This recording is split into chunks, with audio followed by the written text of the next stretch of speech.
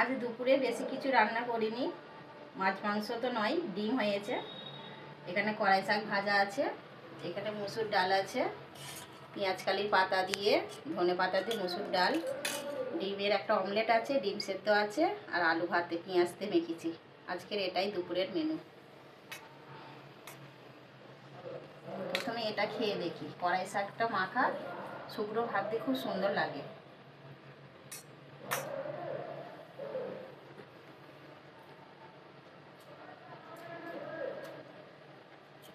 খুব সুন্দর হয়েছে।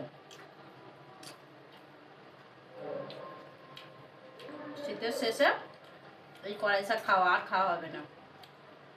ছুটি হয়ে গেলে আর কড়াই শাক ভালো লাগবে না, এটাই ভালো লাগবে।